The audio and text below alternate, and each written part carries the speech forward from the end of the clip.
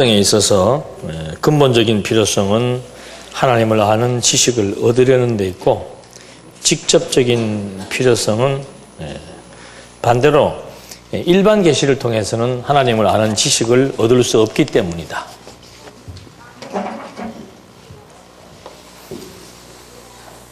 주일날도 간단하게 좀 말씀을 드렸습니다만은, 요게 이제 피조세계입니다. 피조세계.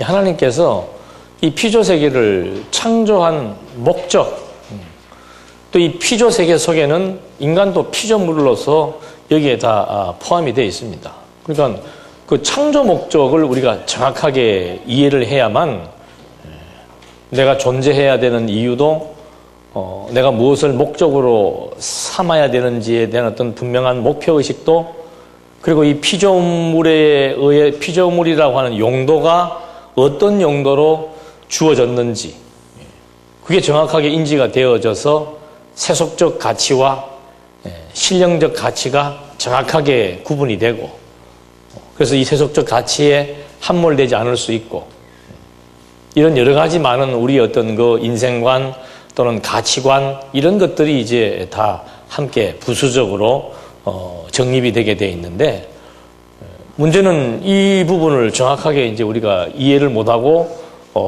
이 부분에 대한 가치 평가가 제대로 안 될 때 이제 결국 우리는 그냥 왜 사느냐 물으면은 그냥 살기 위해 먹는지 먹기 위해 사는지 계속 거기에서만 왔다 갔다 헤매게 되는 거죠. 그래서 하나님께서는 처음에 그 타락하기 이전에는 결국 이 피조세계를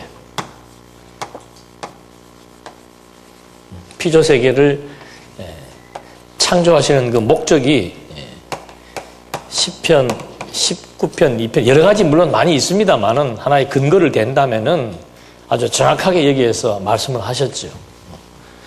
이게 영혼 세계며 여기가 영광의 본체입니다. 여기는 사실은 이건 그냥 없다면은 이거 자체가 지금 영혼이 존재하고 본체고 본질이고 근본이에요. 그러니까 생명의 근원, 그리고 모든 것에 대한 본질, 나타난 것에 대한 본체. 그러니까 이건 완전히 근원이고 근본이고, 그래서 이 세계를 예수께서 지금 우리에게 보여주기 위해서 인간의 몸을 입고 오셨죠. 그래서 그 그리스도를 히브리서 기자는 뭐라고 표현했는가 하면은, 그는 영광의 광채고, 왜? 이 세계가 지금 완전히 어떻게 됐으니까? 어두워져 버렸으니까. 어두워졌다는 그 기준은 뭔가? 이 세계를 통해서 무엇을 봐야 되는데? 영광을 봐야 되는데, 그 영광이 지금 이 타락으로 말미암아 피조세계에 저주가 덮여서 아주 그냥 깜깜하게 돼버린 거예요.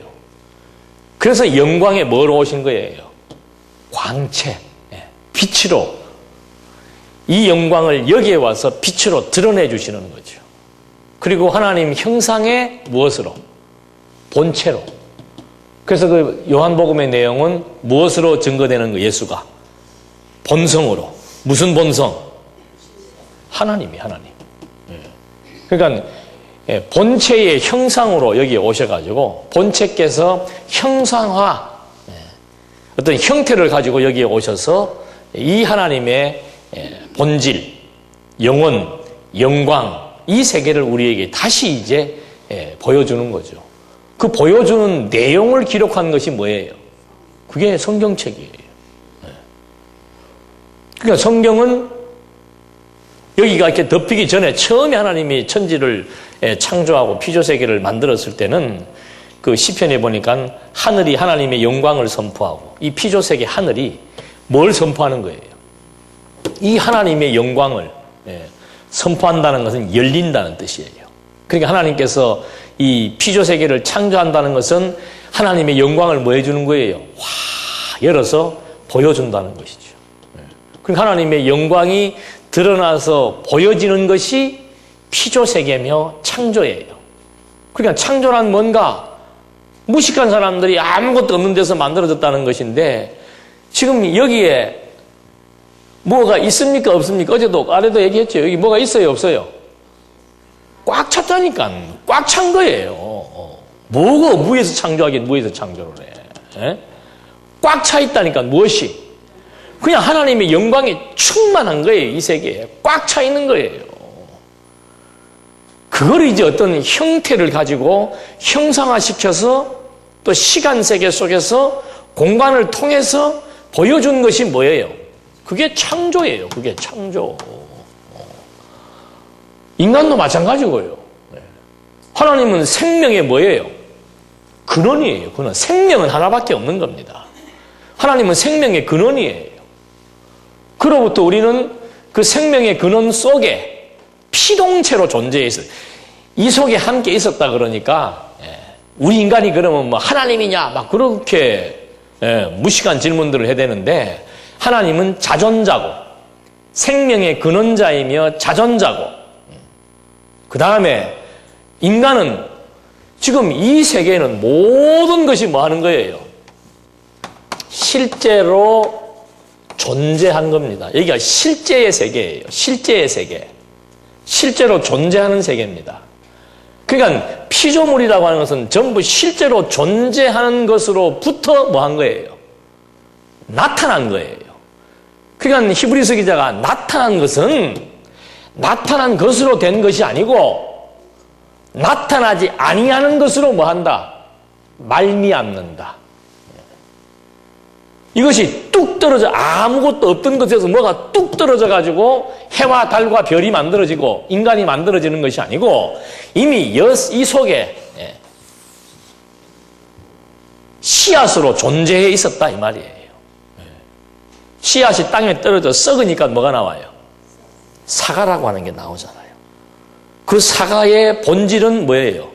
씨앗인 것처럼. 마찬가지예요. 여기 나타난 모든 것은 보이지 않는 것으로 말미암은 겁니다. 그래서 우리가 죽어도 뭐 하는 거예요? 영생이라는 것이, 그래서 영생이라는 게 나오는 거예요. 근데 우리는 이 형태만 보이니까 내가 1955년도에 출생을 해서 뭐 언제 죽는다 그러면 그게 지금 시작이고 그게 끝인 줄 아는 거예요. 이건 껍질이에요, 껍질. 예? 겉으로 드러난 사과 열매와 같은 거란 말입니다. 사과를 전부 분해를 하면은 그 사과의 제일 마지막은 뭐예요?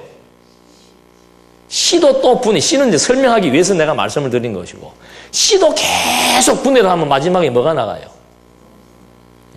가장 작은 원소가 남는 거죠.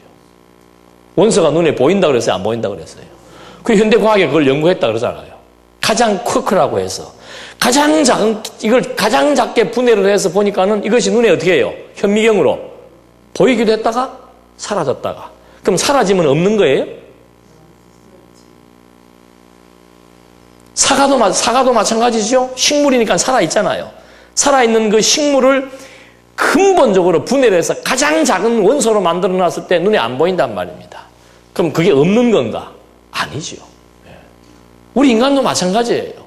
내가 이렇게 피조물인 흙에서 나를 취해서 여기 하나님의 생기를 불어넣어서 나타난 이런 현상적인 육체를 통해서 가시적으로 보여질 수 있는 이런 형태를 지니고 있지만 이 속에는 보이지 않는 뭐가 있어요? 하나님의 생명의 기운이 흐르고 있는 거예요. 그러니까 여기에서 생명의 기운을 공급받아서 필요한 기능이 뭔가 하면 그것이 영혼이란 말입니다. 피조세계에서. 그러니까 하나님께서 피조세계에서 인간을 창조할 때 흙에다가 뭐 집어넣어요? 생기를 집어넣으니까 인간이 뭐가 되는 거예요? 영체가 된다 이 말입니다. 영체. 그래서 이걸 우리는 영혼 창조설이라고 얘기하는 겁니다. 영혼은 창조 때 시작한 거예요. 영혼은 육체 안에서 피조물과 하나님의 생기가 만나서 만들어진 것이 영혼이란 말입니다. 언제 우리가 영혼이 여기에 있다고 그랬어요? 선제설이라고 하는 것은 뭔가 내 영혼이 창세 전부터 존재했다는 얘기예요. 아니에요. 지금 우리의 주장은 영혼이 창세전부터 존재했다는 것이 아니고 영혼이라고 하는 것은 피조물 이 형체 인간의 몸과 더불어 지금 여기에서 창조 때 만들어진 거예요. 지금 여기서 지금 말하고자 하는 거는 이건 지금 제가 일부러 이 지금 신학원에서 막 이렇게 자세하게 얘기하는 건데 일반인들에게 너무 이렇게 얘기해버리면 뭐 수준차가 너무나면 막 어지럽고 이래서 안 될 것 같아갖고 성도대학 졸업하신 분들한테만 지금 말씀을 드리는 거예요. 그러니까 제가 그러잖아요. 여기 이 피조세계라고 하는 것은 인간이든 모든 만물이든 전부 근원은 여기에 다 함께 있었던 거죠. 무엇으로? 하나님은 자존적 생명의 근원으로 존재했고 우리는 그 생명의 근원인 그 생명의 기운을 힘입는 피동적 존재로 이미 영원한 생명의 기운을 입는 형태는 다르죠. 네, 형태는 다른 거예요. 그래서 사도 바울이 이거를 보고 와서 바울이 아주 유일하게 자세하게 바울만이 설명하는 내용이 뭔가? 부활이에요. 다른 저자들은 부활의 내용이 부활이 있다 없다를 얘기했지 바울처럼 부활의 상태, 부활의 내용 그것이 뭔지를 그렇게 자세하게 설명하지 못하고 있습니다. 그러니까 부활이라고 하는 것은 뭔가 내가 여기에서 출생했다가 여기 죽었다가 여기에서 새로운 몸을 입는다 아니에요. 그냥 나는 영원히 존재하는 피동적으로 존재하는 영원 자존은 영원하신 하나님만이 영원 자존하신 분이고 우리 그 외의 모든 존재는 피동적으로 여기에서 이제 하나 설명하는 방식으로서 그냥 씨를 얘기하는 거예요. 근본이다 이 말이죠. 이게 존재를 해 있던 거예요. 그러다 하나님께서 창조가 뭔가 아까 드린 말씀대로 이 세계에 있던 것을 이제 창조를 통해서 시간화, 공간화, 형상화 시켜서 나타내 주는 거죠. 거기에 인간도 이제 이렇게 형체를 입고 나타나게 된 거란 말입니다.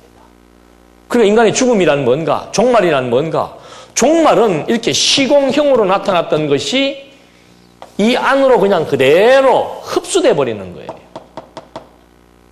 우리도 죽음이란 뭔가, 우리 늘 그런 개념 가지고 있잖아요. 죽음이란 뭔가, 이거 뭐 하는 거예요? 벗어버리면 뭐가 남아있어요, 이제?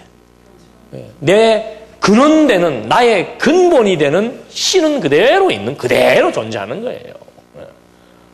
그러니까 이제 마지막에 이 세계가 끝나고 나면은 이 세계에서 이제 필요한, 또 하나의 이제 그 계시적 용어로 치자면은 하나의 옷이 필요한 거죠. 그 옷이 뭔가? 신령한 뭐예요? 몸을 입는 거예요. 그래서 그 몸은, 이 몸은 썩는 몸이고, 이 몸은 뭐예요? 썩지 않는 몸이고, 요건 욕된 몸이고, 요건 영광스러운 몸이고, 요건 약한 몸이고, 이건 강한 몸이고. 그게 바울이 자세하게 설명을 하잖아요. 형체가 다르다. 별의 형체가 있고 달의 형체가 있는 것처럼 우리 인간도 지금 이렇게 이 피조세계에 살 때는 이런 것들이 필요하다. 당장 우리가 우주공간만 생각해도 이 몸 갖고 우주공간 갈 수 있어요? 못 가요? 못 가잖아요. 우주복이라고 하는 것을 입어야 되잖아요. 왜? 여기는 시간, 공간에 의한 어떤 힘의 작용에 의해서 움직인단 말이죠. 근데 그 힘의 작용이 조금 다른 곳으로만 올라가도 이 몸은 어떻게 돼버려요? 터져버리는 거예요. 그래서 창조라고 하는 이런 개념들, 요한복음이 그래서 어려운 거예요. 요한복음은 지금 막 이 세계를 설명하지 않습니까? 태초에 뭐가 계시니라? 말씀이 계시니라. 말씀이 하나님과 함께 계셨는데 이 말씀이 곧 뭐다? 하나님입니다. 그가 태초에 하나님과 함께 계셨고 만물이 뭐예요? 그로 말미암아 지은 바 되었고 만물이 어디에서 나왔어요? 주에게서 나왔다. 그 나왔다는 표현이 뭔가 여기에 있던 것이 어떻게 된 거예요? 일로 드러났다는 얘기예요. 근데 그거를 아무것도 없는 데서 어떻게 아무것도 없는 데서 뭐가 만들어지죠? 난 그것도 이해가 안 가. 그게 믿어지는 구조가 참 대단한 구조지요. 아무것도 없는 데서 뭐가 만들어져요? 네. 그럼 하나님은 아무것도 없는 분인가? 그래요, 안 그래요? 여기가 아무것도 없는 세계라면 하나님은 어떤 분이에요? 텅 빈 분이죠. 텅 빈 분. 공허한 분이고 텅 빈 분이고 더 속된 말로 하면 여기도 어떻게 된 거예요? 텅 비어, 모든 게 다 텅 비어 있는 거죠. 예. 그런 데서 뭐가 만들어진 거예요?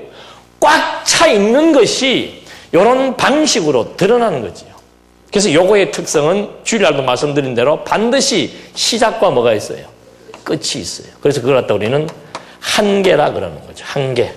한계의 반대 개념이 뭔가? 영혼이죠. 그러니까 여기는 전부 모든 것이 한계가 있는 거예요. 사랑도 뭐가 있어요? 한계가 있지. 그러니까 영원한 사랑을 꿈꾸는 거고. 시간도 한계가 있으니까 영원한 시간을 꿈꾸는 것이고. 몸도 한계가 있으니까 자꾸 오래 살고 싶은 그런 욕망을 갖게 되는 것이고. 그것이 하나님께서 이 피조세계의 특성, 한계가 있는 특성을 통해서 무엇을 사모하게? 그게 잠언서에 나오는 내용이에요. 영혼을 사모하게 만들었다. 왜? 우리는 영원한 존재이기 때문에 영혼을 사모하도록 하나님께서 그렇게 섭리를 해놓으시는 거예요. 왜? 한계가 있는 예속된 요 공간 속에 집어넣고서는 영혼을 사모하도록 만들어 놓은 것이죠. 그래서 주일날도 그런 말씀을 드렸습니다만은 야고보서나 베드로서나 요한서나 요한계시록이나 전부 막 그 시대에는 그냥 말 그대로 고난과 핍박입니다. 고난과 핍박이에요. 그 시대의 성도들에게 줄 수 있는 희망의 메시지는 뭐였습니까? 본질적인 얘기예요. 본질적인 얘기. 현상적인 것으로 위로하는 거 아니에요. 현상적인 것은 뭔가 병든 사람에게 병 고친다는 것이 현상적인 위로 방법입니다. 망한 사람에게 조금만 기다리면 흥할 수 있다는 것이 현상적인 위로 방법이에요. 그건 나을 수도 있고 안 나을 수도 있고 잘 될 수도 있고 안 될 수도 있는 거예요. 그건 50%예요. 그걸 갖다가 제시해줘가지고 될지 안 될지도 모르지만은 될 수도 있다라고 하는 말은 이 사람을 뭐 하는 거예요? 기만하는 거죠. 그리고 이 세계는 말 그대로 허상입니다. 여기가 실상이에요. 여기가 본질이고 본체고 여기는 현상이에요. 이거에 의해서 존재하는, 이거에 의해서 움직여지는 세계란 말입니다. 그래서 여기가 근본인 거예요. 그렇다면 이 세계를 설명해 줘야 되는 거죠.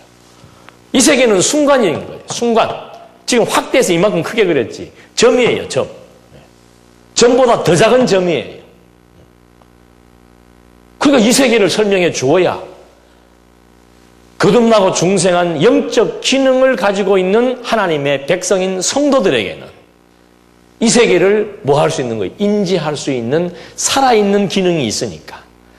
살아있는 정신과 살아있는 이성과 살아있는 사고 기능에 의해서 이 세계를 체계적으로 인식할 수 있고 이 세계와 이 세계의 참과 거짓을 판단하고 분별할 수 있고 그래서 이 세계 중심으로 생각했던 모든 사고의 체계들이 이 세계를 중심으로 생각하며 일생을 살아갈 수 있는 진정한 가치관이 확립되게 된다 그 말이죠.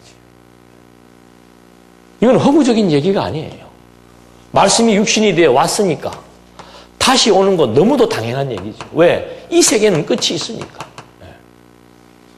그래서 그 베드로서에도 다 그렇고 모든 것들이 이런 맥락 속에서 지금 주어진다는 사실을 우리가 정확히 이해해야만 이 너머 세계에서 이제 요 피조 세계 너머에서 발생하게 될 부활, 시간을 초월해서 오시게 될 재림, 이런 것들이 너무도 당연한 것이고 하나님의 약속이 반드시 이루어진다라고 하는 것은 1차적으로 성경의 역사, 교회의 역사를 통해서 우리가 이미 입증한 바고 확정한 바고 그러니까 약속대로 되어진다는 것이 너무도 분명하고 인간이 하나님을 힘입어 살 때 그 육체를 입고 산다는 것과 육체를 벗고 산다는 것이 너무도 확실한 것이고 어차피 지금 다 벗어야 돼. 이거의 뭔 용도인지만 알면은 육체를 입혀놓아서 우리가 할 수 있는 인간의 본분은 하나밖에 없습니다.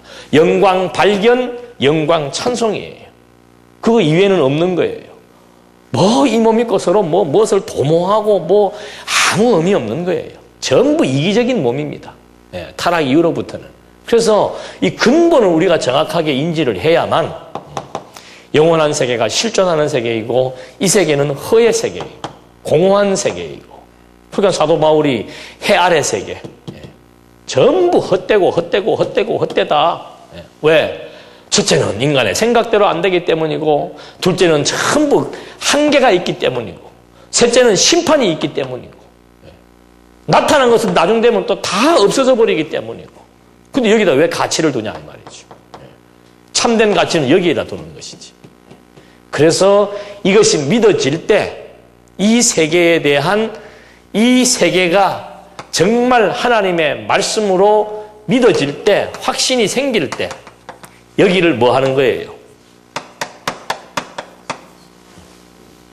소망이 있는 사람이라야 이게 진정한 꿈입니다.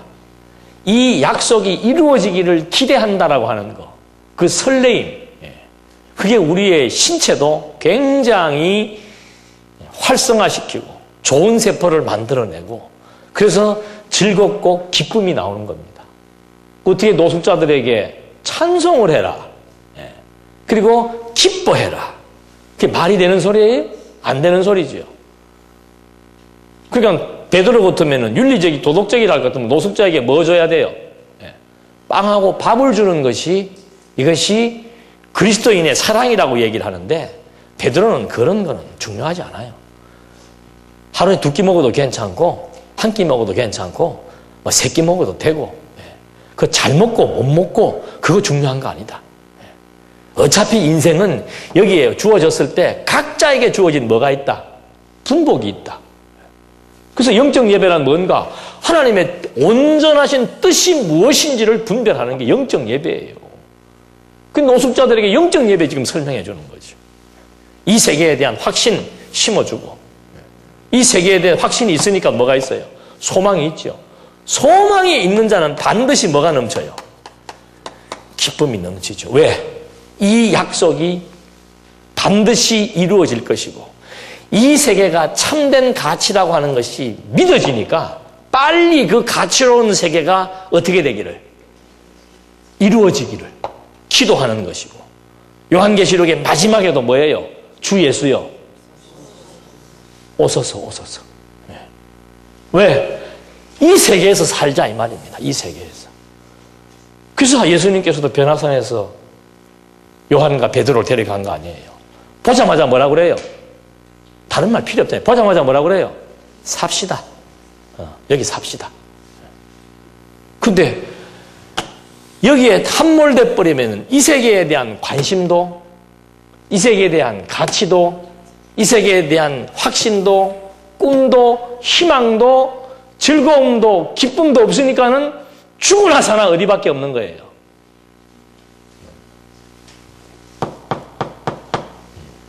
그래도 돈이 있어야 되고, 그래도 건강해야 되고, 그래도 직장을 잘 잡아야 되고, 그래도라는 단어를 없애버립시다. 사전에서. 우리의 뇌 속에서. 이걸 이제 보게 하려고 사도 바울이 베드로 후서에서 어디에 자라가라. 성도들이요. 그리스도를 아는 지식에 뭐하라? 자라라. 이게 그리스도를 아는 지식이에요. 왜? 그리스도가 영광의 광채요 형상의 본체니까. 그 예수가 그리스도라는 사실을 풍성하게 알아야만 진짜 우리의 소망이, 우리의 가치가 여기에 딱 설정이 돼버려야 살아도, 죽어도, 먹어도, 굶어도, 망해도, 흥해도. 그래서 바울이 약한 자 같으나 그가 어떤 자예요? 강한 자고. 가난한 자 같으나, 여기서는 가난하죠. 가난한 자 같으나 부유한 자. 세속적으로 봤을 때는 실패자 같지만 그의 인생이 진짜 여호와를 알고 배우며 경외하는 그 인생이 정말 참된 인생이다. 이런 걸 우리 애기들한테부터 심어줘야 이 친구들이 크면서도 가장 작은 티코를 타도 어떻게 해요? 기가 안 죽죠. 저는 이렇게 보면은 차 새로 산 사람 금방 편해요. 왜? 차 새로 사면은 뭐 차에서 떠나질 않아. 괜히 막 차 닦고, 지나가는 사람 자꾸 쳐다보고, 왜? 자기 보라 이거죠. 저도 좀 봐주면 좋은데 일부러 안 보고 지나가지. 너 이러면 한 달만 지나봐라. 닦는가 그거. 한 달만 지나면 안 닦죠. 그리고 어디 모임에 가도 큰 차 타고 내리는 사람은 자꾸 왔다 갔다 해 거기서 그냥. 빨리 가면 될 텐데 보라 이거죠. 그 제가 옛날에 우리 90년도 초반에 그 소망기도원에서 그 세미나 할 때 그때 제가 프라이드 차 이름이 참 좋잖아요. 나의 자랑인 그 백마를 타고 이제 일부러 소망 수양관 정문에 딱 대니까 경비 장로님이 나더니 차 빼라 그러더라고. 왜 빼라 그러냐 했더니 여기는 그렇죠. VIP가 되는 데라 그러더라고. 내가 VIP라고. 그럼 대고 들어가 버렸어요. 빼든지 말든지. 왜 그런 걸로 기가 죽어요? 그러니까 베드로가 그 나그네를 뭐라고 표현합니까? 너희는 보배로운 뭐예요? 산도를 지금 너희 속에 담겨져 있는 보화를 안고 있는 그런 정말 가장 고결하고 영광스러운 존재 가치가 있는 너희들이다. 얼마나 기가 막힌 얘기입니까? 우리의 겉사람은 비록 후패해지고 겉사람은 볼품이 없어도 나를 지탱해 나갈 수 있는 내 정신세계 속에 뭐가 담겨져 있어요? 이 엄청난 하나님의 영광을 지금 여기에 담고 그 영광을 소망하며 살아가는 그런 존재자들인데. 그러니까 바울이 그냥 이거 확인되니까 일평생 뭘 위해 사는 거예요? 주를 위해 사는 방식이 선한 싸움을 뭐 하는 거예요? 싸우는 거지. 믿음을 뭐 하는 거예요? 끝까지 지키는 거죠. 그 믿음은 뭡니까? 이 세계에 대한 확신이에요. 그 믿음을 끝까지 지키는 거죠. 그리고는 선한 싸움을 싸우는 겁니다. 무엇과 함께? 진리와 함께. 그게 사도 바울의 삶의 의미예요. 우리도 그런 어떤 가치관과 그런 인생관을 가지고 살아야 나는 일평생 밥만 하고 살란 말이냐? 그런 생각이 안 드는 거죠. 밥하는 일은 그건 하나의 수단이에요. 부수적인 일이에요. 직장생활 하는 것도 하나의 수단이고 부수적인 일입니다. 궁극적인 일은 뭐예요? 그런 일들을 통해서 내가 진짜 하는 일은 뭡니까? 진리와 함께 하는 일이죠. 진리와 함께 하는 일. 그래서 성경의 필요성은 이 세계를 못 보게 되었기 때문에 이 세계를 볼 수 있도록 그리스도가 오셔서 밝히 빛으로 오셔가지고 우리의 죽었던 이 영안의 눈을 다시 뜨게 해주는 거지요.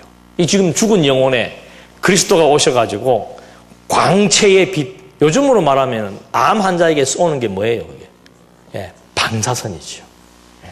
우리의 영이 완전히 암덩어리로 말미암아 덮여서 아무것도 못 보는 거예요. 이걸 못 보는 거예요. 그때 예수께서 어둠 가운데 뭐로 오신 거예요? 방사선의 그 엄청난 빛 에너지로 오셔가지고 완전히 이거 그냥 덮여버린 이 암세포들을 뭐 하는 거예요? 다 파괴시켜버린 거예요. 그래서 그냥 눈이 어떻게 된 거예요? 확 떠져버리는 거죠. 그러니까 이 속에 있으면서도 어디를 보는 거예요? 여기를 보는 거예요. 그래서 찬송이 나오는 거예요. 그래서 찬송이. 가을 단풍을 보면서도 사랑을 하면서도 누가 사랑을 아름답다 했는가? 뭐가 아름답게. 그러니까 그 조용필이가 막 원망하는 거 아니에요. 사랑이 아름다운 줄 알고 해봤다가 찢어지는 상처만 남고 가을 단풍 봐봤댔자 한 주만 지나가면 시들어져 버리고. 우리는 단풍을 보면서 눈을 보면서 봄을 맞이하면서 여름을 맞이하면서 계속해서 여기에 지금 움직이고 있는 하나님의 능력의 영광이 보이니까 깊도다. 지혜와 지식의 뭐예요? 부요함이에요. 만물이 어디에서 나왔다? 주에게서 나왔다. 모든 만물이 주로 말미암는다. 주의 그 영광의 능력으로 말미암아 존재하고 있다. 그리고 만물은 그의 뜻에 따라 또다시 본질의 세계로 돌아가게 돼 있다.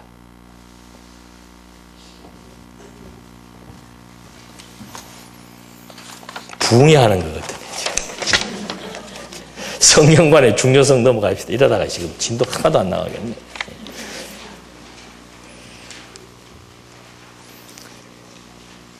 성경관의 유형에 보면은요, 그 유형들이 반드시 어떤 영향을 미칩니다.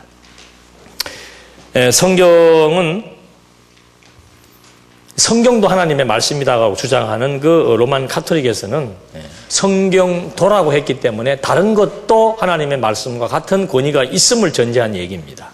그래서 그 다른 것은 아까 말씀드린 대로 교황의 말도 하나님의 말씀과 동등하다. 아까 그 누가복음 해석의 원리에 의해서 그렇게 주장을 합니다.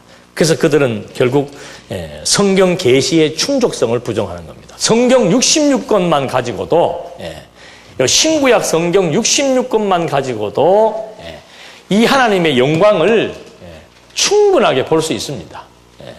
또 다른 여기에다가 또 다른 뭐 교황의 말이나 뭐 공자의 말이나 석가의 말이 안 들어가도 성경 66권만 가지고도 충분히 하나님의 영광을 우리의 언어 개념으로 우리의 이 뇌의 구조로 충분히 이해할 수 있도록 하나님께서 주셨는데 그런 충족성을 부정하는 결과가 되고 교황의 메시지를 신적 계시와 동등한 차원에 두는 오류를 범하게 되는 겁니다. 또 성경도 하나님의 말씀이라고 하는 주장자들 중에는 신비주의자들이 있습니다. 그 신비주의자들은 지금도 계시를 받는다고 그러죠. 그러니까 하나님의 계시는 마지막 계시인 사도 요한 때, 그게 AD 100년이잖아요. 이때 하나님의 계시는 뭐 된 거예요? 딱 종결된 거예요. 계시의 종결성. 더 이상 하나님의 계시가 연속적으로 지금도 주어질 필요성이 없다는 거죠. 왜? 성경 계시는 완전한 계시니까. 그 완전한 계시가 하나님을 알기에 충족하니까. 그런데 로만 카톨릭주의자들이나 신비주의자들은 성경도 하나님의 말씀이지만 지금 내가 받는 예언, 어제도 신학교 가서 강의하면서 뭐 하여튼 물으면 꼭 이런 것만 물어. 뭐 예언, 방언 뭐 지금도 합니까? 이제는 막 그런 거 물어보면 귀찮아요. 그래서 해라 그러든지 하고 싶으면 하든지. 설명은 이제 해주니까 그러면 또 그럼 지금 예언 받고 방언 받는 사람은 뭡니까? 뭐긴 뭐예요? 귀신 들린 사람들이지. 그게 성령의 역사지. 성령의 역사는 여기서 다 했잖아요. 성령이 오셔가지고 하시는 일이 뭐예요? 성령이 계시하고 성령이 기록하고 성령이 지금도 뭐 하는 거예요? 보혜사가 가르치고 생각나고 깨닫게 해주고 무엇을? 이 세계를. 근데 뭘 다 자꾸 또 무슨 아줌마 아저씨들이 자꾸 뭘 계시를 받아갖고 통역을 하고 그 목사님이 하던데 목사 아니라 뭐라도 상관없다고. 이 짓 하면은 계시를 지금 자꾸도 연속적으로 계시를 받는다는 것은 목사든 뭐 교황이든 신부든 상관없이 다 귀신 들려서 그렇다고. 베드로도 귀신 들리지 않더냐고. 그러니까 계시라고 하는 것 신구약 성경 66권의 신빙성을 확보하지 못함으로써 여러 가지 많은 문제가 발생하게 되는 거예요. 그 다음에 자유주의 신학자들은 뭐 이성의 권위 주장해서 이것은 이 사람들은 성경 계시의 영감성을 부정하는 겁니다. 하나님의 감동으로 주어진 것이 아니고 인간이 글들을 써서 돌아다니던 글들을 편집해서 모아놓은 것이라고 이 사람들은 얘기하는 것이고 또 신정통주의자들은 이거 성경이 하나님의 말씀이 아니고 이 말씀을 지금 이렇게 선포해가지고 여러분들이 뭐 하면은 아멘 하고 받아들이면은 그때 뭐가 되는 거예요? 말씀이 되는 거고 안 받아들이면은 그건 그냥 책이에요. 그러니까 그래서 여기서는 인간의 결단을 강조하게 됩니다. 인간의 결단을. 그 기독론도 마찬가지예요. 하나님께서 그리스도를 이 땅에 보냈어요. 여기에. 그리스도가 온 거예요. 만인을 다 사랑하니까 하나님. 모든 사람을 다 사랑하기 때문에 하나님께서 그리스도를 보내가지고 모든 사람에게 문을 다 열어놓은 거예요. 그럼 이 그리스도를 이제 A와 D가 잡으면은 이 두 사람은 이제 그리스도를 뭐 한 거예요? 만난 거예요. 그래서 제가 그러잖아요. 만남의 신학이라는 게 있다고. 인간의 결단으로 그리스도를 만났을 때 구원에 이르게 된다. 그래서 하나님은 누구를 예정한 것이 아니고 모든 사람을 다 구원하기로 예정을 해놨다. 그런데 인간이 그리스도가 왔을 때 만나면은, 결단을 해서 만나면은 구원을 받는 것이고 못 만나면 구원을 못 받는다. 처음에 이렇게 나가다가 점점 갈수록 구원 받는 사람이 많아요? 못 받는 사람이 많아요? 그럼 그 많은 사람 또 지옥 보내려면 그것도 또 문제가 되잖아요. 그러니까 하나님께서는 또 지옥을 그렇다고 보내겠느냐? 하나님은 사랑이시니까 끝까지 회개하고 돌아올 때까지 참는다. 그래서 결국은 지옥을 뭐 해버렸다? 없애버렸다. 그래서 결국 가서는 그냥 다 이 세상 천지가 다 그냥 하나님의 나라로 우리가 만들어가면 된다. 이것이 신정통주의자들의 내세관입니다.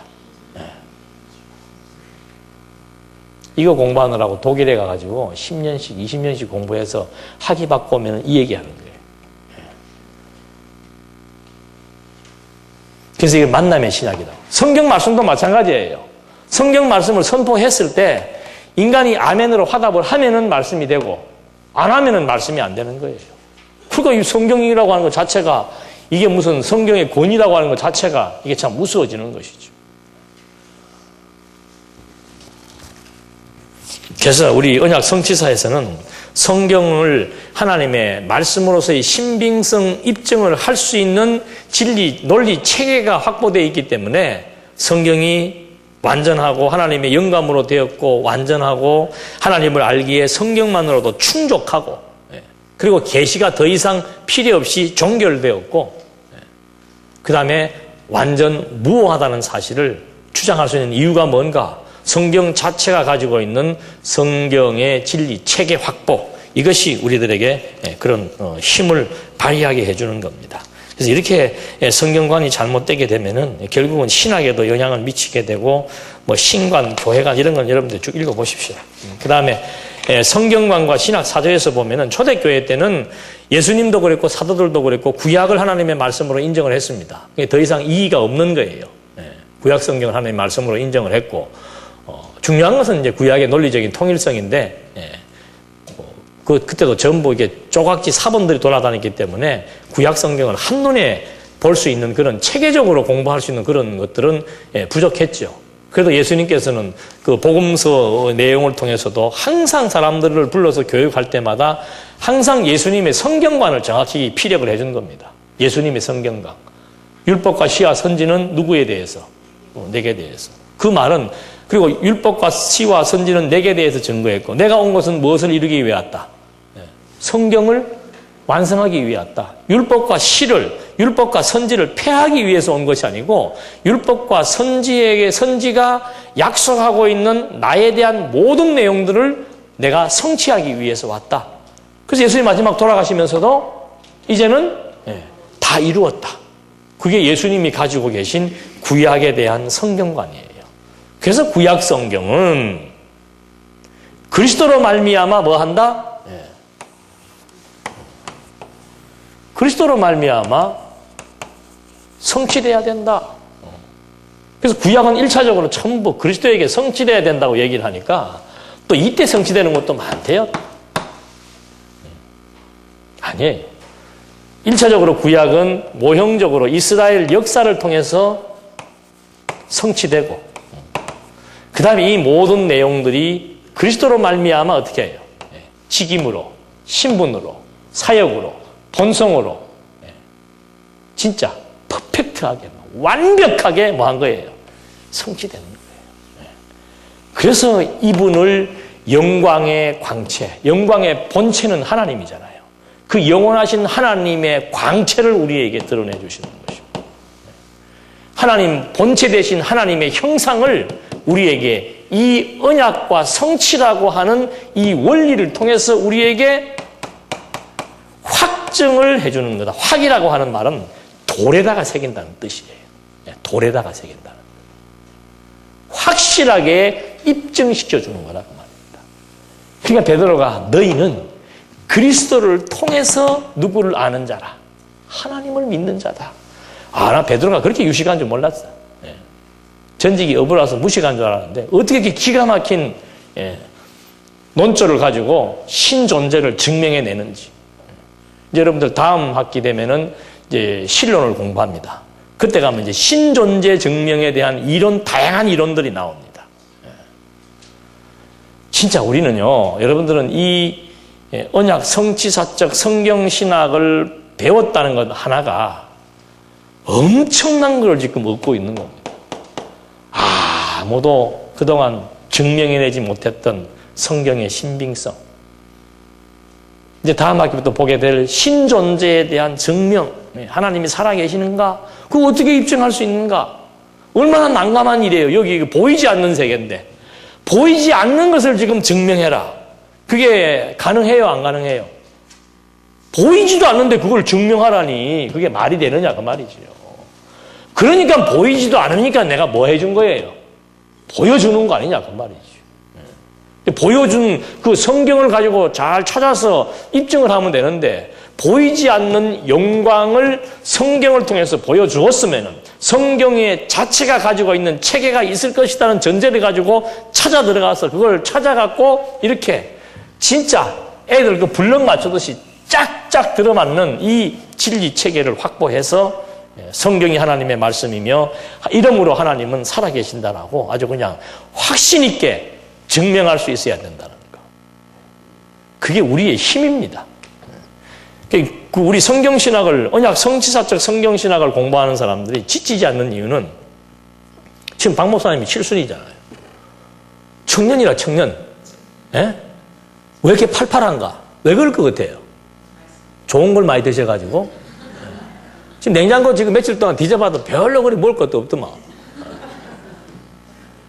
매일 꿀밖에 없어. 좀 맛있는 거 좀 갖다 드리세요. 꿀 몇 숟갈 퍼먹었더니 속이 달려가지고 먹을 것도 없고. 그 뭐 음식을 좋은 거 드셔가지고 이렇게 팔팔할 것 같아요? 아니에요. 확신이에요, 확신. 야, 진짜 성경이 이거 하나님의 말씀이다.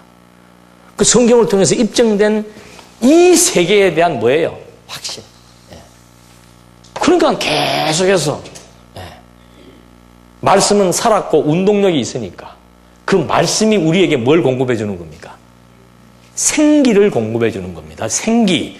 추상적이고 관념적인 거 아니에요.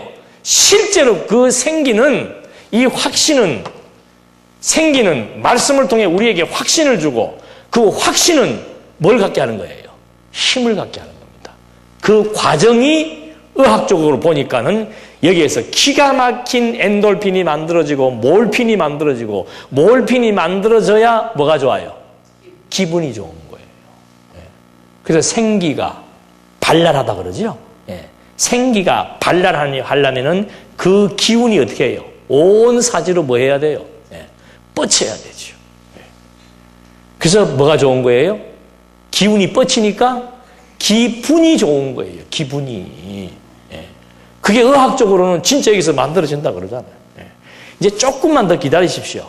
조금만 더 기다리시면 여기에 진짜로 여러분이 즐거운 생각을 하게 말씀으로 말미암아 확신에 차서 여기에서 즐겁고 기쁨이 솟구칠 때 나타나는 생리학적 현상을 이제는 기계와 이 화면을 통해서 곧 볼 수 있습니다.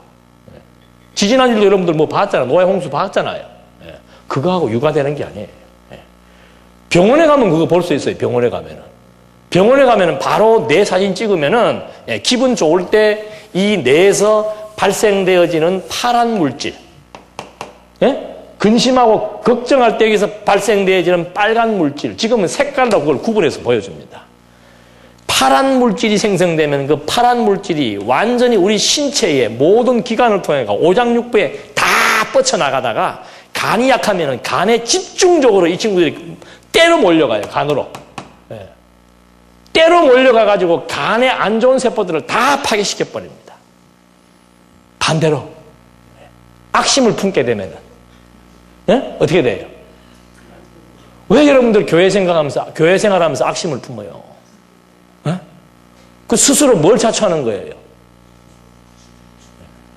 교회 생활뿐 아니에요. 왜 가정생활 하면서 악심을 품어요? 왜 살맛되고 40년, 50년 산 남편에게 악심을 품어?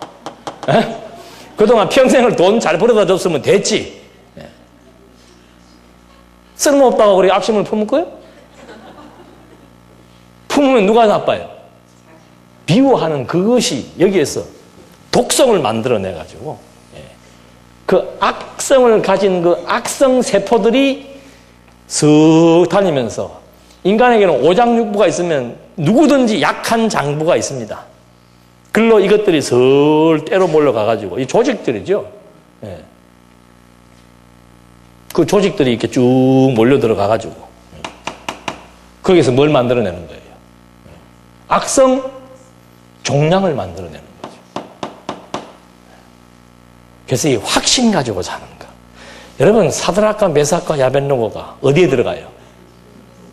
그거는 옛날에 그냥 그 시기한 얘기지 지금 그 얘기를 뭐하러 해. 아니에요. 성경은 역사적 사실입니다. 그럼 불가마 속에 들어가도 무엇이 있으면은 우리나라에도 그런 속담이 있잖아요. 호랑이에게 물려가도 그게 뭔 얘기하는 거예요? 확신만 있으면 되는 거예요. 확신만 있으면. 참 우리나라 사람들 지혜로운 사람들이에요. 뭐만 차리면? 정신만 차리면. 우리가 거듭나고 중생한다는 것이 뭐가 바뀐다고 그랬어요? 정신의 사상 체계가 바뀌는 거예요. 그러니까 확신이 들어가 있으면은 힘이 자꾸 솟구칠 수밖에 없지요. 연세가 드신 분들도 좌절할 필요 없습니다. 더 즐겁죠. 왜? 무엇이 가까이 왔으니까. 평생을 살면서 그거는 키가 작아서 고민했던 그 약한 몸들, 별로 그냥 그렇게 미인스럽지 못했던 그 코, 눈 때문에 고민하고 이런 것들, 이제는 쓴 만큼 썼잖아요. 이거 빨리 어떻게 빨리 벗어서 그냥 차버리든지. 그리고는 어떻게 해요? 그 확신, 그 소망, 이것이 하루하루를 즐겁게 만드는 거예요. 소망을 가지고 산다라고 하는 거예요. 이건 궁극적 소망이고, 저는 개인적으로 가지고 있는 소망은, 지금 가지고 있는 소망은, 생각은 항상 두 가지밖에 없습니다. 늘 책을 써야 된다는 거. 또 한 가지는 이제 개인적으로는 11월 30일 날 중국을 가는데 눈 감으면 매일 그 생각이 들어와요. 설레임이 생기는 거죠. 지금 경비 때문에 한 3, 40명만 모으라고 얘기를 했더니 이 통역하는 친구가 또 광고를 너무 과하게 해가지고 한국에서 굉장히 실력이 있는 목사님이 오신다고 그래가지고 한 80명이 지금 오기로 했대요. 지금 예산이 더 들어가는 거죠. 그 사람들은 그 차비가 없는 사람들이에요. 다 가난한 사람들이란 말입니다. 그러니까 밥은 여기서 먹여줘야 될 거 아니에요. 돈은 안 주고, 여기 중국에 가서는 돈은 주고 올 필요가 없지만은 그분들이 밥은 이제 먹여줘야 되니까. 근데 이제 꿈 같지요. 한번 갔다 와봤잖아요, 제가. 중국 사람들은 눈동자가 완전히 그냥 절 잡아먹듯이 보고 있어요. 왜? 기가 막힌 얘기들을 하니까. 기가 막힌 얘기를 하니까. 성경이 그런 줄은 꿈에도 생각을 못 했는데, 성경이 그렇게 정말 논리적인 통일성을 갖고 있고, 체계를 갖고 있고, 그 체계를 따라 들어가서 보니까 뭐가 보이는 거예요? 하나님의 영광이 막 보이니까. 운다 그러잖아요, 운다고 앉아서. 왜 울어요? 이 얘기 하는데.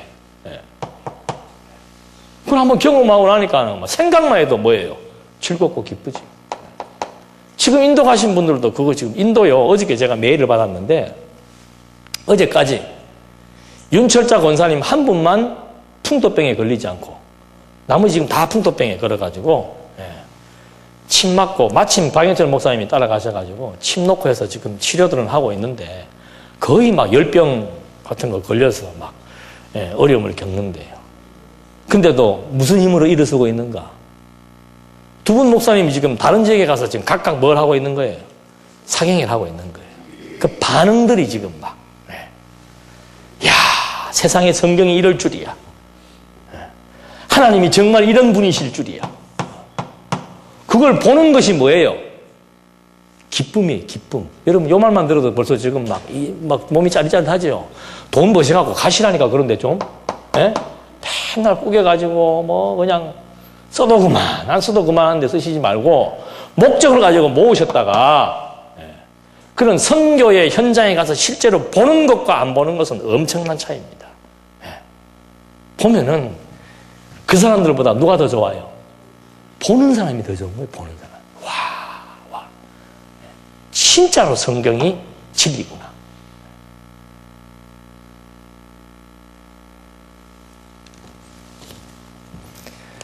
시간 지나갔습니다,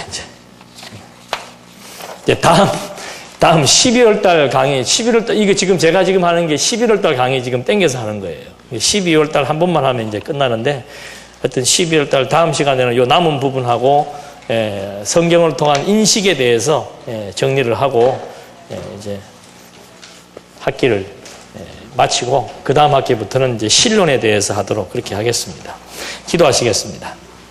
하나님 아버지, 정말 하나님의 영광을 저희들에게 이미 창조를 통해서 피조 만물에 드러내어 알게 해주셨는데, 인간의 타락으로 말미암아 이미 저희들이 영적으로 부패했고 하나님의 영광을 도저히 볼 수 없는 상태에 이르렀기에 하나님은 다시 영광의 본체시며 영광의 광채시며 본체의 형상이신 그리스도를 통해서 체계적으로 논리적으로 우리들에게 하나님을 증명해 주셨습니다. 이제 성경을 통해서 하나님의 살아계심을 확증하고 영원한 세계의 실존의 진정한 가치를 알고 우리의 소망이 무엇이며 목표가 무엇이며 어디에 가치를 두고 어떻게 살아야 되는 것을 우리 각자 나름대로 깨닫게 하시니 감사합니다. 우리에게 주어진 남은 여생 진리와 함께 할 수 있도록 지혜와 총명을 허락해 주시고 어떤 열악한 환경 속에서도 영원한 산 소망을 잃지 않고 여호와 경외하며 즐겁고 기쁨으로 살아갈 수 있도록 인도해 주시옵소서. 예수님의 이름으로 기도드립니다. 아멘. 부흥에 맞네요. 부흥에 맞아.